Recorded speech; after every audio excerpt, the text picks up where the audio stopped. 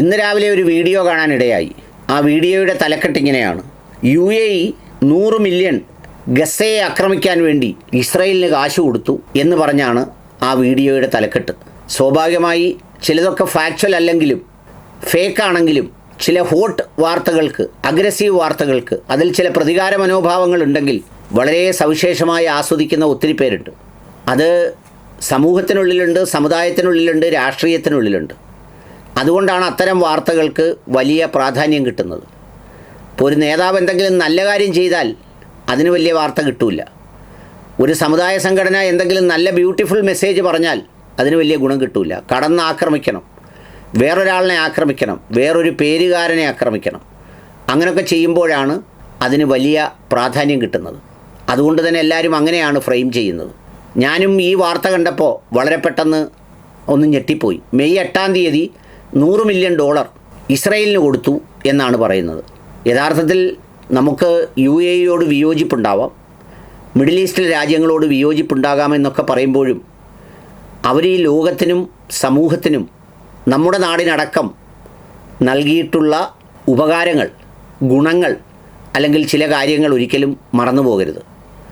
അവർക്ക് അവരുടെ രാജ്യങ്ങളുടെ സുരക്ഷയെ സംബന്ധിച്ച്, അവരുടെ ഭരണകൂടത്തിൻ്റെ, രാജകുടുംബത്തിൻ്റെ ഒക്കെ സുരക്ഷയെ സംബന്ധിച്ച്, അവരുടെ ഇൻവെസ്റ്റ്മെൻറ്റുകളെ സംബന്ധിച്ച്, അവരുടെ സംഗതികളെ സംബന്ധിച്ചൊക്കെ അവർക്ക് അവരുടേതായ കാഴ്ചപ്പാടുകളുണ്ടാവാം. അതിനോടൊക്കെ എല്ലാവരും യോജിക്കണമെന്ന് നിർബന്ധമൊന്നുമില്ല. പക്ഷേ ഈ പറഞ്ഞത് കളവും അപരാധവുമാണ്. ബോർഡ് ഓഫ് പീസ് എന്ന് പറഞ്ഞിട്ട് അമേരിക്കൻ പ്രസിഡന്റ് ട്രംപിൻ്റെ നേതൃത്വത്തിൽ ഗസയുടെ പുനർനിർമ്മാണത്തിന് വേണ്ടി ഒരു സംവിധാനമുണ്ടാക്കി. അതിൻ്റെ പേര് ബോർഡ് ഓഫ് പീസ് എന്നാണ്. എന്നിട്ട് അതിലെല്ലാ രാജ്യങ്ങളും പങ്കെടുക്കണമെന്നും ആ രാജ്യങ്ങൾ ഇതിലൂടെ ഗസയ്ക്കും ഫലസ്തീനുമൊക്കെ സഹായങ്ങൾ നൽകണമെന്നുമാണ് ഈ ബോർഡ് ഓഫ് പീസിൻ്റെ ഒരു പ്രധാനപ്പെട്ട അജണ്ട. എന്തുകൊണ്ടാണ് ഈ ബോർഡ് ഓഫ് പീസ് വേണ്ടി വരുന്നതെന്ന് ചോദിച്ചാൽ, ഈ ഗസയുടെ പുനർനിർമ്മാണവുമായി ബന്ധപ്പെട്ടും അവിടുത്തെ മനുഷ്യർക്ക് വേണ്ടിയും ചിലപ്പോൾ അക്രമികളായി എത്തുന്നവരെ എതിർക്കുന്നില്ലെങ്കിൽ പോലും സാമ്പത്തികമായ സഹായങ്ങൾ ഏറ്റവും കൂടുതൽ നൽകുന്നത് മിഡിൽ ഈസ്റ്റ് രാജ്യങ്ങളാണ്. അല്ലാതെ ആരാ വേറെ നൽകാനുള്ളത് അവർക്ക്? പക്ഷേ ഇങ്ങനെ ലഭിക്കുന്ന പണമെല്ലാം ഇവരുടെ പേരിൽ കൊണ്ട് നടന്ന് ആക്രമിച്ച് അർമാദിച്ച് ആസ്വദിക്കുന്ന ഒത്തിരി ആളുകളുണ്ട്. ഞാനൊരു ചെറിയ ഉദാഹരണം പറയാം.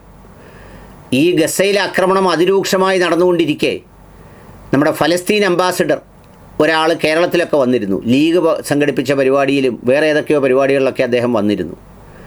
അദ്ദേഹത്തിൻ്റെ ഒരു ഇടപെടലും നടപ്പും മട്ടും ഭാവവും ഒക്കെ കണ്ടാൽ വളരെ കൂളായിട്ട് ഒരു സുഖവാസ കേന്ദ്രത്തിൽ സുഖവാസ ജീവിതം നയിക്കുന്ന മാനസികാവസ്ഥയിലാണ് പുള്ളിയൊക്കെ ആസ്വദിച്ച് കറങ്ങുന്നത് കണ്ടത്. ആ സമയത്ത് ഈ വാർത്ത കാണുന്ന നമ്മൾ ഓരോരുത്തരും ഊണിലും ഉറക്കത്തിലുമെല്ലാം ഞെട്ടി ഉണരുന്നൊരു സമയമാണ് അന്നേരം. ഒരു വീട്ടിലെ 7 കുട്ടികൾ മരിച്ചു, വീട്ടിലെ ഒരു കുട്ടി മാത്രം ബാക്കിയായി, ബാക്കി എല്ലാവരും മരിച്ചു എന്നൊക്കെ പറയുന്ന സങ്കടപ്പെടുത്തുന്ന കാഴ്ചകൾ കണ്ടുകൊണ്ടിരിക്കുന്ന സമയത്താണ്. അപ്പോൾ എനിക്ക് തോന്നി, ഈ ലോകത്തെ ജനങ്ങൾ, നിഷ്കളങ്കരായ ആളുകളൊക്കെ ആഗ്രഹിക്കുന്നതും യഥാർത്ഥത്തിൽ അവിടെ ഇതിൻ്റെ വക്താക്കളായി നിൽക്കുന്നവർ നടത്തുന്നതുമായ സംഗതികൾ. എത്രയോ പരശതം കോടി രൂപ ഈ മിഡിൽ ഈസ്റ്റ് രാജ്യങ്ങൾ മുഴുവൻ കൊടുത്തു. ആ കൊടുത്ത രാജ്യങ്ങളിലെ ഫണ്ടുകൾ മുഴുവൻ മുക്കുകയും അത് വീണ്ടും മിഡിൽ ഈസ്റ്റ് രാജ്യങ്ങളിലും യൂറോപ്യൻ രാജ്യങ്ങളിലും ഇൻവെസ്റ്റ് ചെയ്യുകയും ഒക്കെ ചെയ്യുന്ന ഒരുപാട് കൊള്ളക്കാർ ഈ നമ്മുടെ യാസർ അറാഫത്തിൻ്റെ പാർട്ടിയിലും പിന്നെ ഫത്താ പാർട്ടിയിലും അല്ലാത്ത പാർട്ടിയിലും എന്തിന് ഈ പറഞ്ഞ പല സംഘടനകളുടെയും ഒക്കെ തലപ്പത്തുണ്ടായിരുന്നു എന്നാണ് ഒരുപാട് പേര് പറയുന്നത്. സ്വാഭാവികമാണ്, മനുഷ്യ സഹജമാണ്. അപ്പോൾ ആ സന്ദർഭത്തിലാണ് ഈ ബോർഡ് ഓഫ് പീസ് ഉണ്ടാക്കിയത്.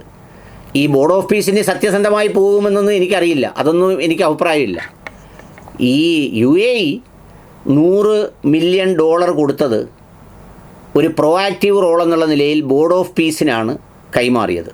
ഇതിനു മുമ്പ് അവർ $1.2 ബില്യൺ നൽകിയിരുന്നു. അതുകൂടാതെയാണ് ഇതുകൂടി കൊടുത്തത്. അതെന്തിനാണ് കൊടുത്തതെന്ന് ചോദിച്ചാൽ, ഈ പറയുന്ന ഫലസ്തീനിലെ സപ്ലൈ ചെയിൻ, ഇൻഫ്രാസ്ട്രക്ചർ ഡെവലപ്മെൻറ്റ്, ഇതൊക്കെ DP വേൾഡിൻ്റെ സഹായത്തോടുകൂടി അവിടെ ചെയ്യാൻ വേണ്ടിയിട്ടാണ് ഈ ഇൻ്റർനാഷണൽ സ്റ്റെബിലൈസേഷൻ ഫോഴ്സ് എന്ന് പറയുന്ന ഒരു സംവിധാനവുമൊക്കെ അവിടെ ഉണ്ടാക്കുന്നതിന് വേണ്ടിയാണ് ഈ കാശ് കൊടുത്തത്. പക്ഷേ അതിൻ്റെ ഒരു വാർത്ത കണ്ടപ്പോൾ ആ താല്പര്യങ്ങളും അതെല്ലാം അങ്ങ് പോയിട്ട് UAE ഫലസ്തീനെ അഥവാ ഗസയെ ആക്രമിക്കാൻ ഇസ്രായേലിന് കാശ് കൊടുത്തു എന്ന നിലയിലാണ് ആ വാർത്തയുടെ തലക്കെട്ട് കാണുന്നത്. ഇത്തരത്തിൽ കാര്യങ്ങളെയാണ്, ഇങ്ങനെയാണ് നമ്മൾ ഓരോ സംഭവങ്ങളെയും ആളുകളെയും ഒക്കെ വിലയിരുത്തുന്നത്. വസ്തുതാപരമായി എന്താണ്, ശരിയാണോ, സത്യമാണോ, അല്ലെങ്കിൽ അതാണോ ഇതാണോ എന്നൊന്നുള്ളതല്ല.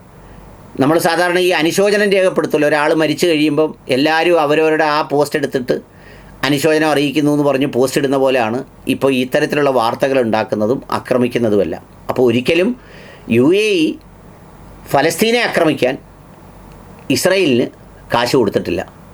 അത് കൃത്യമായി മനസ്സിലാക്കുക.